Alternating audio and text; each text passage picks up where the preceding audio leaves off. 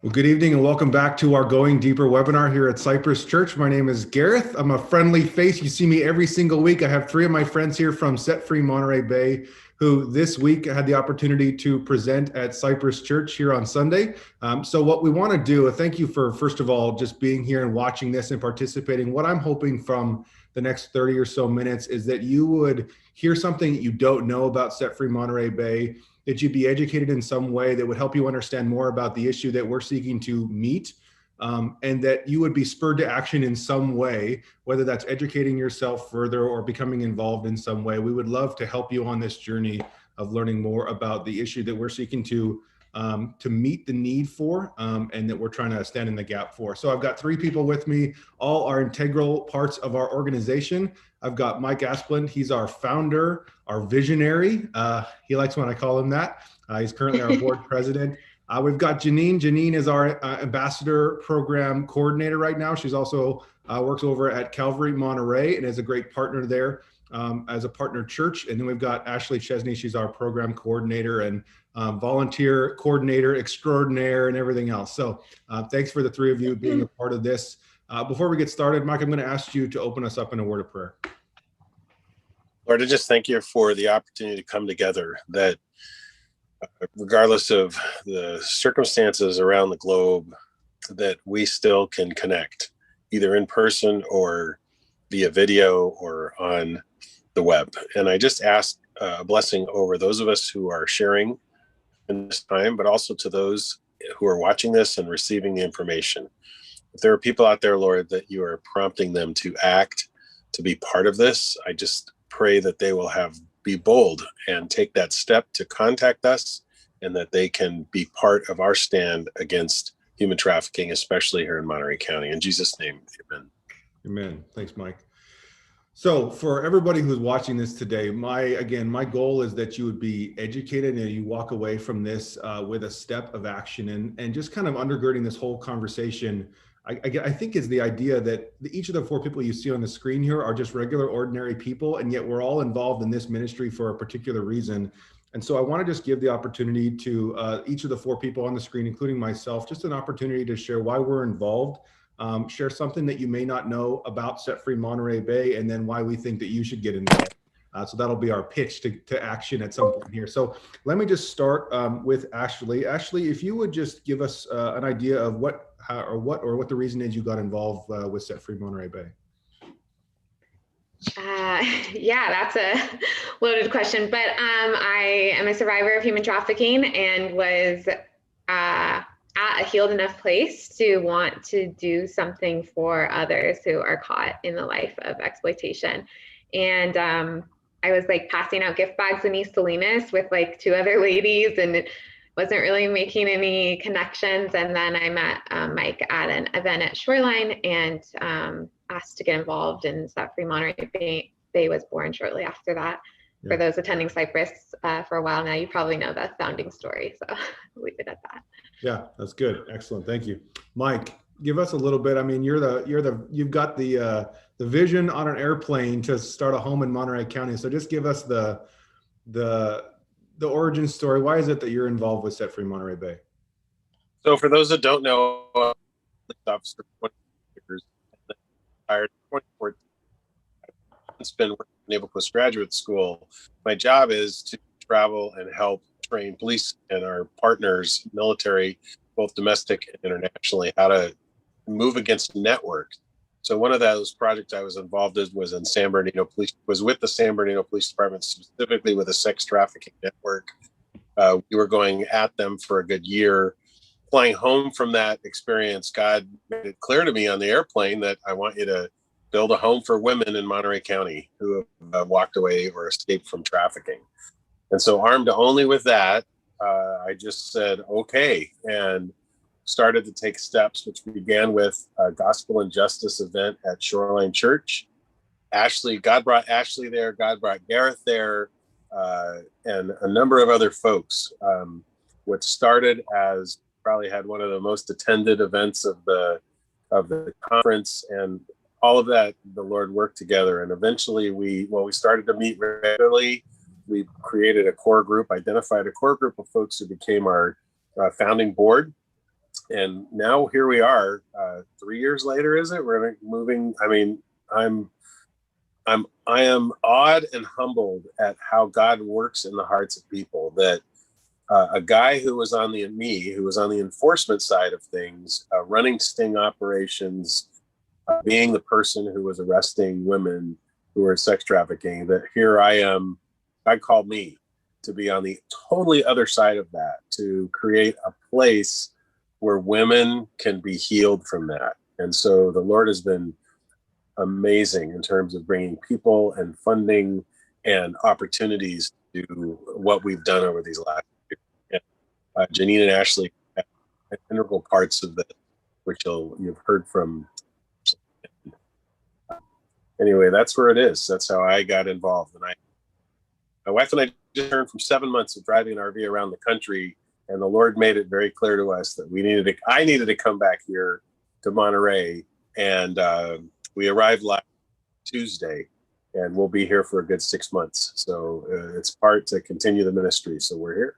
Yeah. No, thank you, Mike. It's good to have you back in the area. You know that, and I love the origin story, because it's like, up in the metal tube in the sky, God speaks to a man and he has no idea what to do, but then you take the next step of faith and the next step of faith. And obviously it's led to a place that I think we're all kind of amazed by at this point and excited where it's going. So it's very good.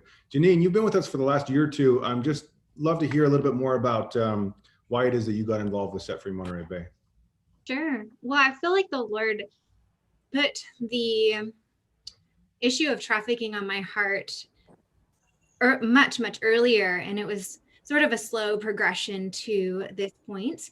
And I just say that because I feel like so many different people come into this type of work from so many different places and spaces. So in any case, because of different personal experiences from people close to me, or just life experiences, this passion for working in not only the trafficking industry, but just providing a voice for those who have lost theirs in some way, shape, or form is really important to me. And so God provided just different opportunities for me to connect with different people in this type of work, whether it was locally here in Monterey or around the country. And eventually I had some conversations with Calvary's outreach director, and she told me about the partnership that she was trying to form with Set Free Monterey Bay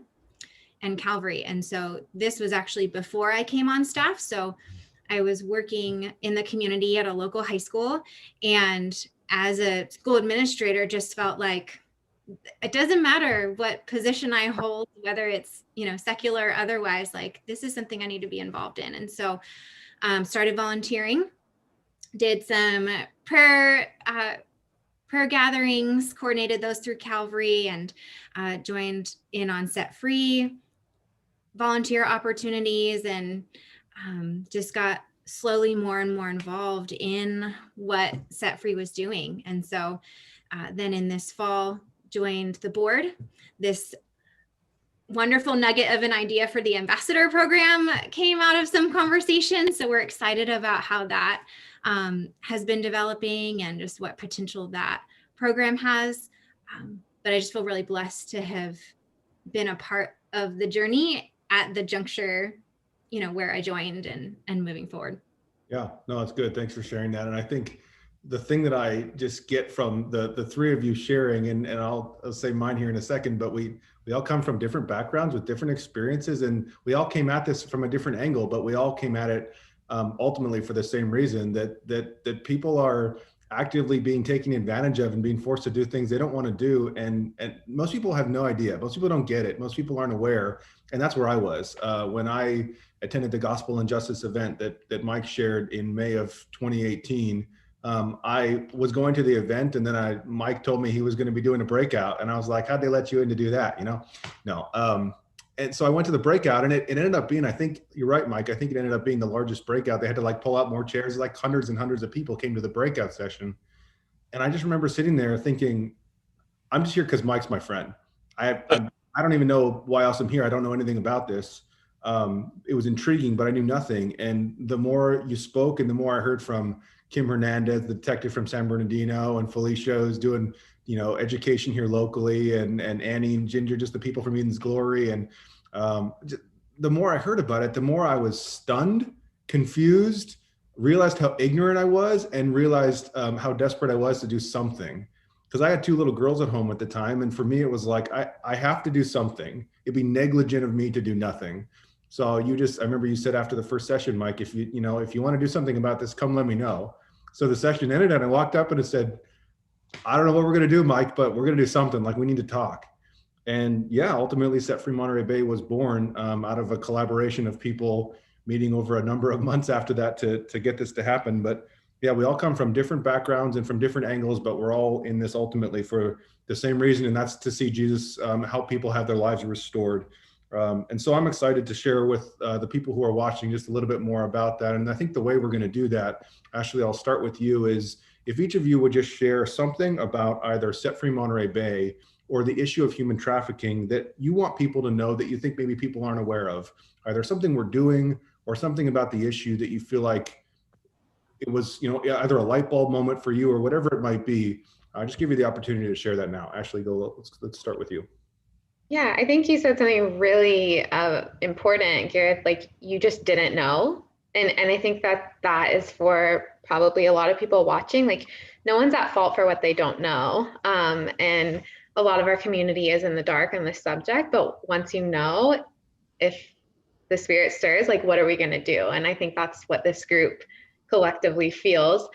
As far as something that they might not know is just there's 75 homes across the country that are operating to help women coming out of the life, and there's less than 1% beds available for how many survivors are actually identified each year. So there is a major housing crisis and just program crisis, right? These programs that do operate are wonderful, but there's just not enough of them for how many survivors there actually are.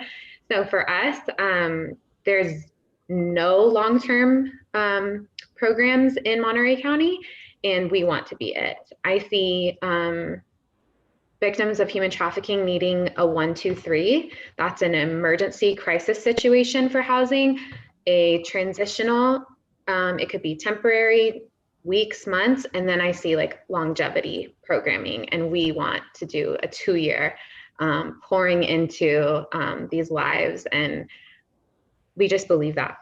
We believe that Jesus is calling us to do that, and the need in our county is, I think, escalating, and the fact that nothing exists, I feel like we're in purpose. Yeah, no, that's really good. And I just to highlight a few points that you shared there, I feel like number one, we're modeling our program and our goal after an organization called Eden's Glory that has a restoration home in Illinois. They're one of the 75 approximately homes.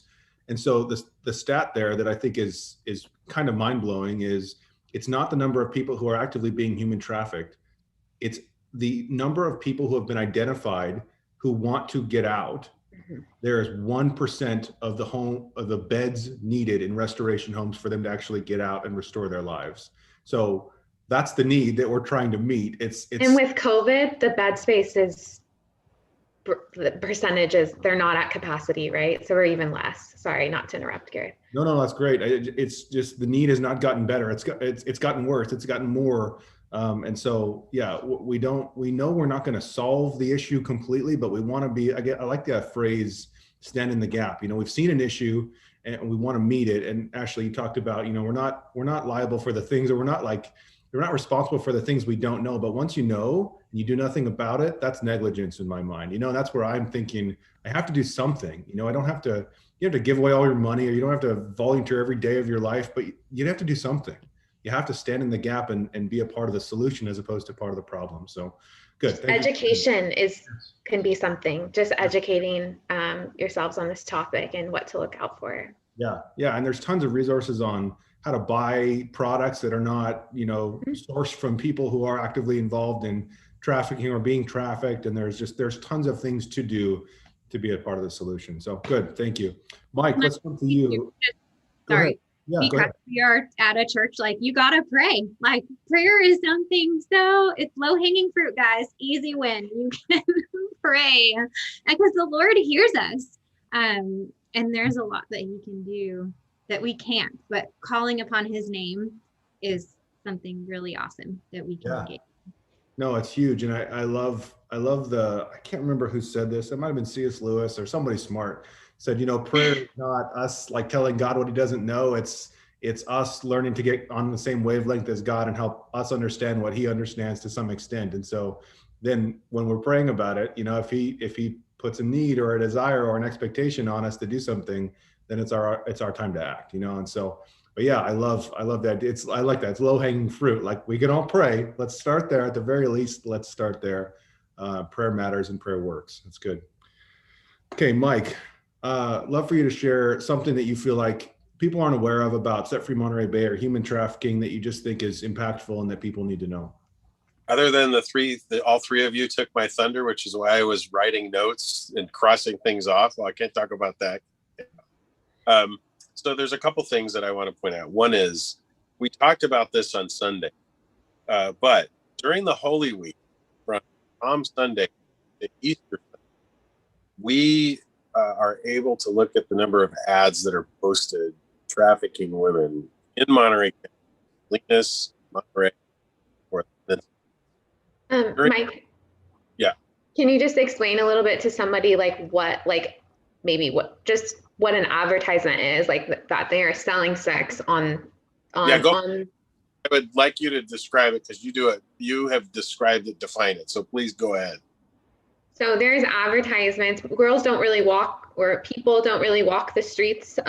Like, we have this image of prostitution. It's done online, and they are being sold advertisements, and it looks like the girls are posting about themselves, but I would say 9 times out of 10 or 10 times out of 10, they have somebody that is posting these advertisements for them, soliciting for a sex buyer. So that's what Mike's talking about during Easter week.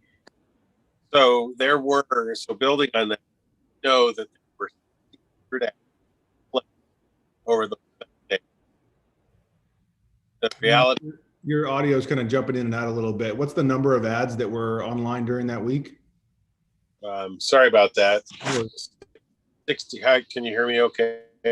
It's just jumping in and out a little bit. That's all. 1,600 ads. Yeah, okay. And we know that the ratio is about 10 to 1. Mm-hmm. So for every woman trafficked, there's about 10 ads posted for her. So we know that there are, just based on those numbers, a minimum of 160 women who were sexually trafficked in Monterey County during Easter week.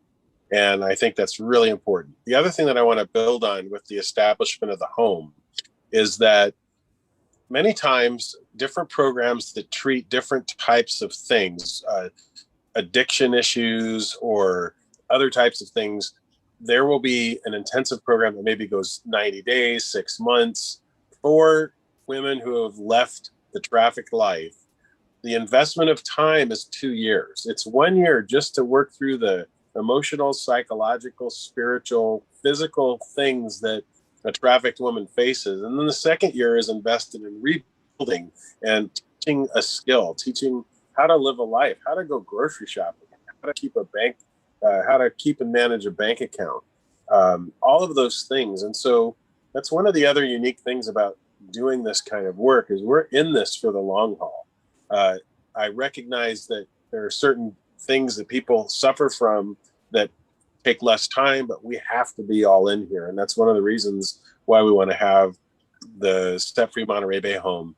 And women who come in will stay with us for 2 years and beyond. So that's what I wanted to say. That's good. No, I think that's really helpful, Mike. Both the understanding that during Easter week, where Christians are at church celebrating, there were 160 women who are actively being trafficked locally. I want to say that that's the most, since working with how we've gotten those numbers a few times over the last 3 years, that is the most that we have seen in our county. And I hate to say this, but I think with things opening up, that number is going to keep increasing. We saw numbers during COVID, like there's buyers, so there is trafficking. And now that people are kind of more active and traveling and tourism, our county, we're in the hot spot. Yeah. Well, and there's a number of reasons for that, and I don't know if we have the time to get into all the details today, but it's the large events with people who have lots of extra money often draw significant interest in this area, and it's something we don't like to talk about, but it's just a fact, and so that's a big thing here in Monterey County. So the issue is real. There's a real need. We want to be part of that solution. So good, Mike. Thanks for sharing a lot of that. I appreciate the details that you can provide to that. Janine, is there something for you that you already talked about prayer? So if there's anything else in particular that stands out for you that you want people to know about Set Free Monterey Bay or the issue of human trafficking? Yeah, I think about both. The idea of the partnerships that exist is really important. So knowing that I'm not in this work alone is huge. It's such a big issue and really intimidating to think about how in the world could I help someone who's being sold for sex get out of that life and see a life restored. Now, obviously, being a Christian and knowing the power of the Lord gives a whole different perspective on that. But then knowing that not only am I a Christian, I'm a part of a church body that the Lord has equipped and empowered to be able to, like you said, Gareth, stand in the gap and to be on the lookout to meet the needs for the fatherless, for the orphan, for the widowed, for the oppressed, for the enslaved. God cares about these people. And so that's also what his church needs to be doing, but together with each other. So not only is the church, has the church been a support for me in being involved in this work, but also partnering with Set Free in doing that work. So currently I am employed at Calvary Monterey. And so that ties in really well with the calling that the Lord's put on my life in this season. But I think even going beyond that exact partnership, knowing like, okay, Set Free has lots of different partnerships all around the county purposefully, right? So that we can link arms and bring light into the darkness together. And so I hope that's encouraging for those of you that are thinking about how to get involved. It's not all on your shoulders, and figuring out what some of those first steps are is something that the Lord can totally lead you in, and it'll help you link arms with others who are sharing this vision. Yeah, love it. No, it's really good. And it's important for us to all remember, both those of us who are actively involved within an organization like Set Free Monterey Bay and those who are interested in thinking about it, but we're not the only organization locally or even nationally that's trying to address this issue, but we are the only organization who is seeking to try and have a restoration home, a long-term restoration home right now. And so that's kind of the primary role that we at Set Free Monterey Bay are seeking to fill. But there are multiple other organizations, you're right, that are actively working in this area. And we don't think we're the only people. We don't think we're necessarily even the best people, but we're people who care and want to be a part of it, and are seeking to do that in this particular way. Ashley, did you have a thought that you wanted to say on that? No? Okay, good. So, not good, but anyway, I'm glad they didn't have anything I didn't miss. Okay, so the thing for me that I want people to know and that I've experienced over the last couple of years of being a part of this is, number one, it's not only an international issue. It's not something that only happens in foreign countries or in impoverished countries.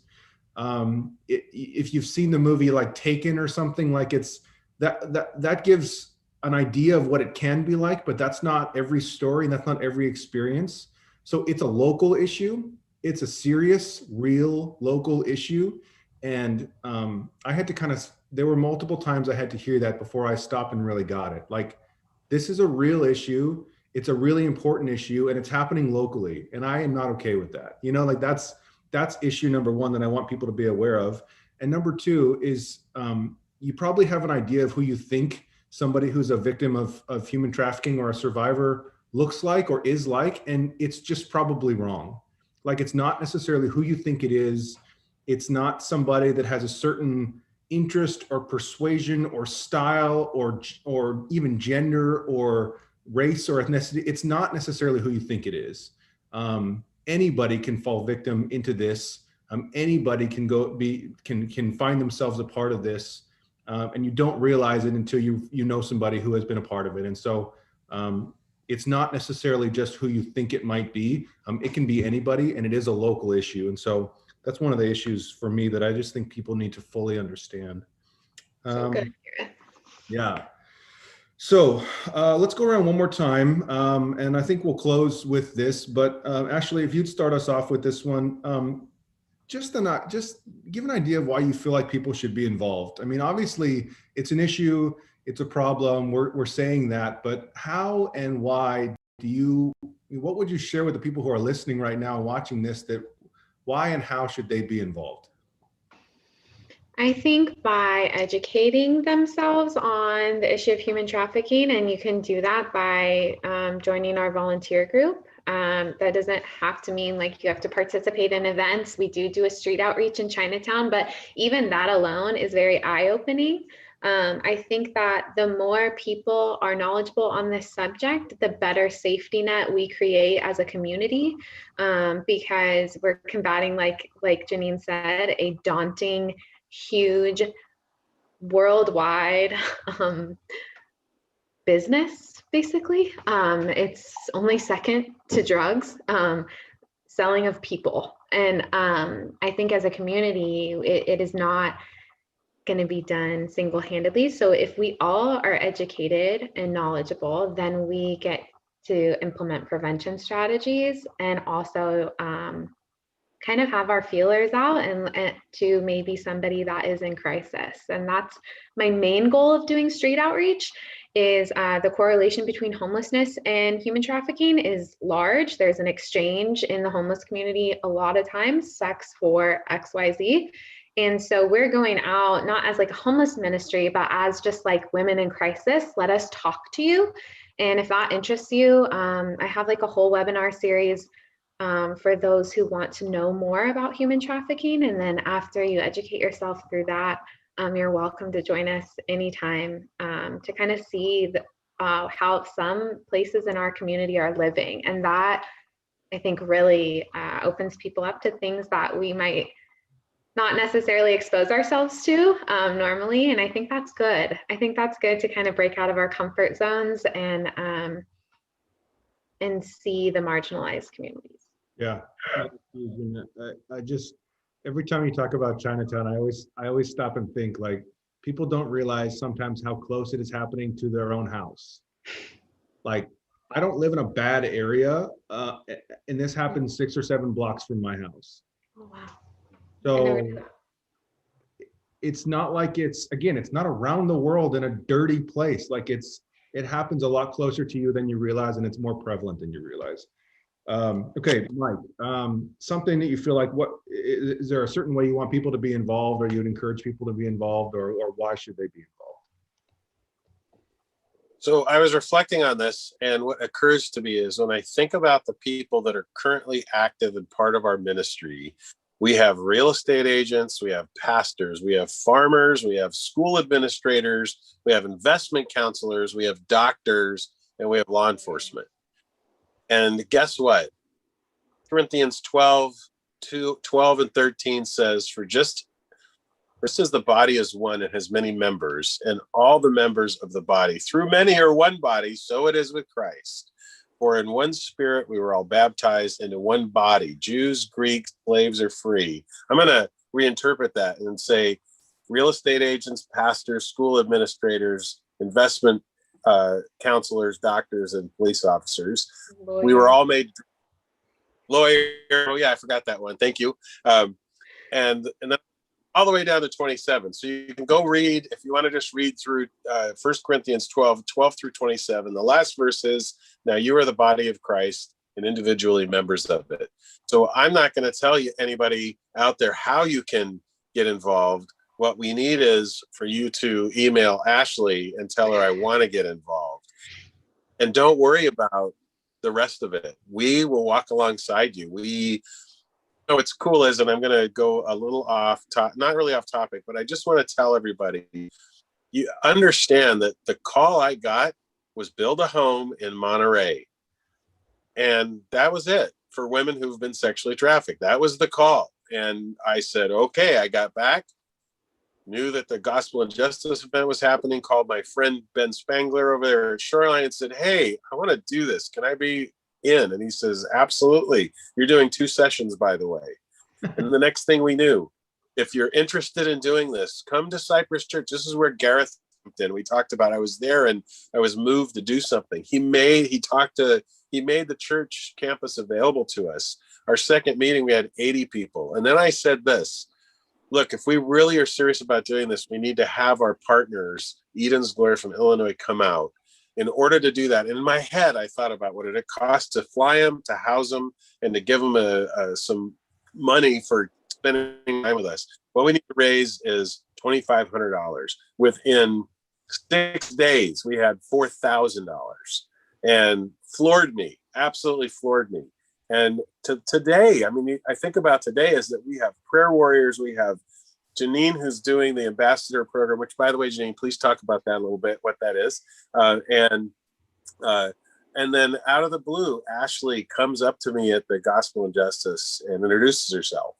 And I got through it without tearing up. But the truth is it's going to break your heart to see what people do to other people. And it's going to break your heart even more to walk and see the impact that this has on our world.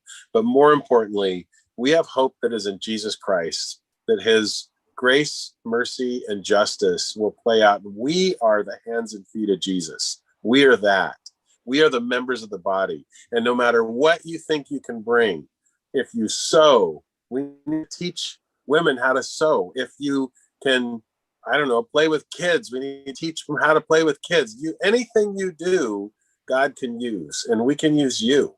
So please, that's my point. Just come and be part of the body. Go ahead, Ashley.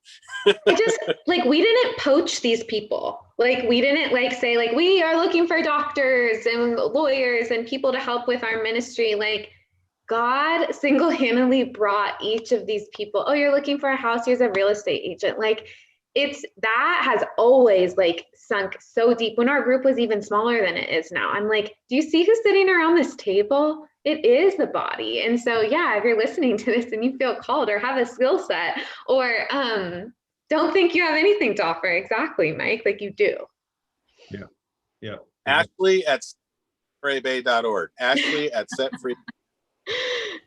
Ashley at setfreemontereybay.org. I'm going to go one step simpler. Go to our website, setfreemontereybay.org, and do the Connect Us link there. We would love to set you up and just talk to you about what it looks like to be involved.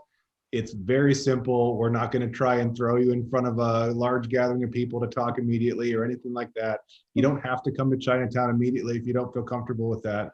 The start is getting some education. I'll talk about that in just a minute, but I want to give Janine a chance here as well. Janine, how should people get involved with what we're trying to do here?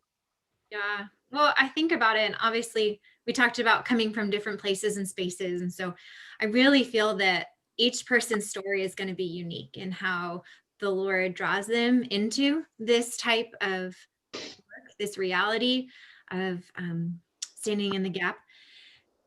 For a lot of people, it might simply be a spiritual reason, right? Isaiah 1:17 says, learn to do right, seek justice, defend the oppressed, take up the cause of the fatherless, and plead the case of the widow.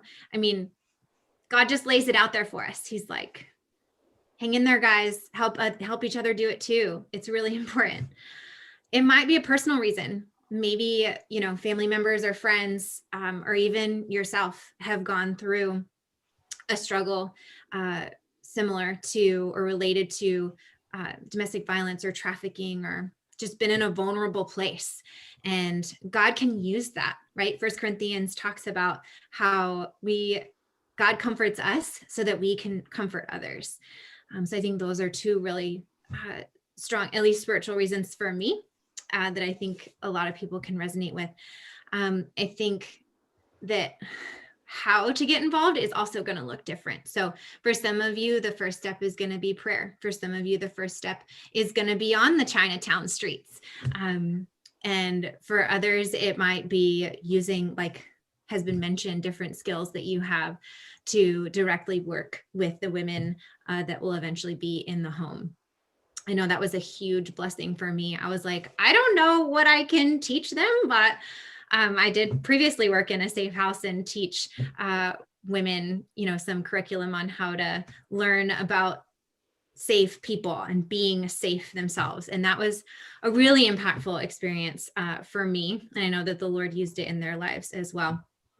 So I just encourage you to think, even if you don't know all of the answers, if the Lord is just moving in your heart, just start the conversation, just speak up and just say, hey, I don't know the answer, but I'm really digging the question right now. And I want to talk about it. So I will speak per request for just a minute about the ambassador program. That is a really cool way that you could get involved. There is an application process that's involved. We want to use that time to get to know you, to really help cultivate just an understanding that we have of where God is leading you, help that make sure that aligns with, where God's leading us, and then empower you to take ownership of different areas within the organization as the Lord has gifted you.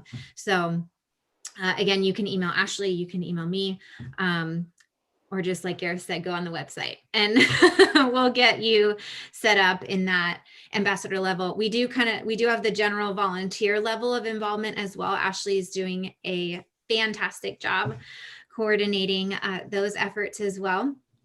But if you're kind of looking for a higher level of engagement, that's where the ambassador program would be a good fit for you. Awesome.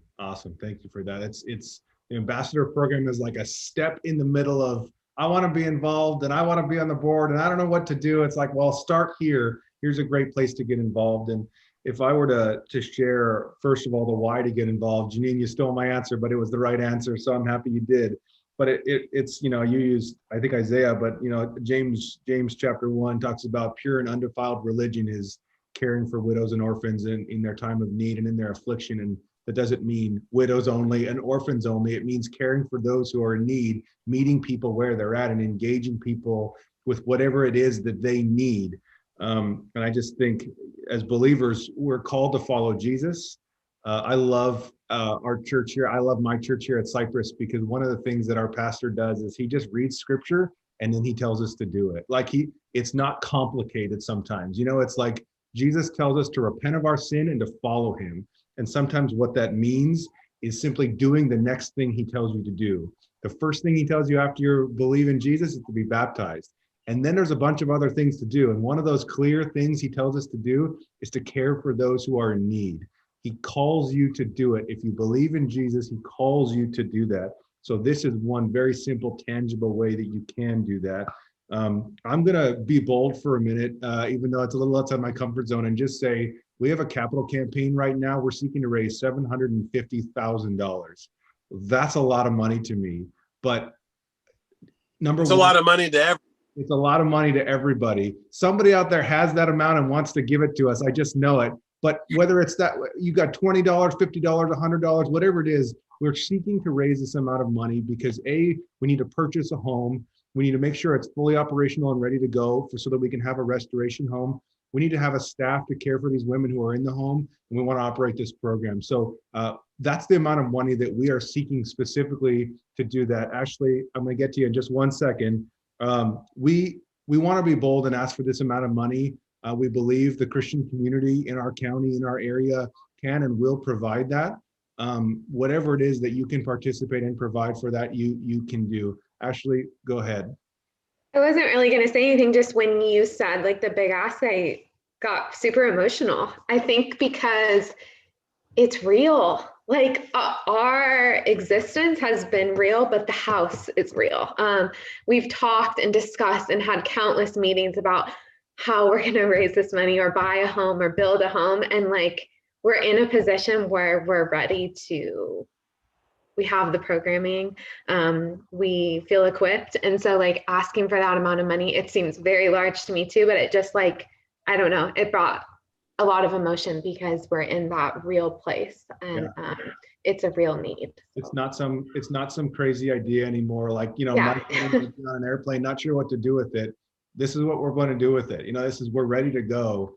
But we've got some excellent funding right now. We've got some great churches and some wonderful individuals who are partnering with us, and that's phenomenal. It's pushing us towards our goal. But we need some more people to step up, and we're asking you to do that today. The final thing I just want to say is, as somebody who was totally ignorant, and that was me, I had to start learning. And it doesn't really matter where you start, it just matters that you start. We have 7 or 8 or 10 Zoom sessions now that Ashley has recorded and have just started the process of education, and that's an excellent place to start.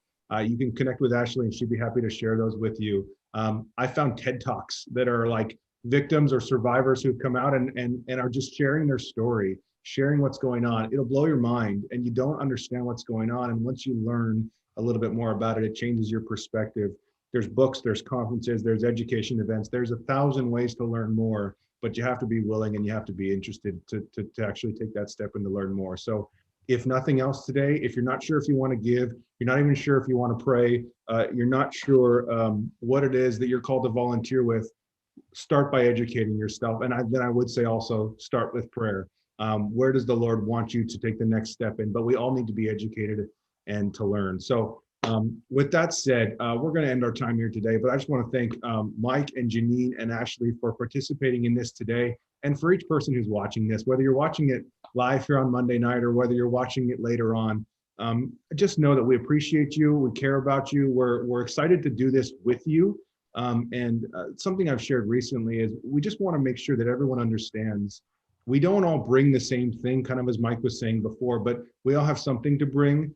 And we welcome however you can be a part of this, because we all can be a part of it in some way. So whatever that way is, as the Lord leads, we'd love to hear from you, and we would love to partner with you. So that's what we've got for you here today. We're grateful for you. We hope to see you at Cypress or at Calvary or at All Things New or at Shoreline or somewhere good, some wonderful church soon. We hope to hear from you as Set Free Monterey Bay. So God bless you. Thank you for your time here today. This has been your Going Deeper webinar for the week, and we will see you again soon. Take care.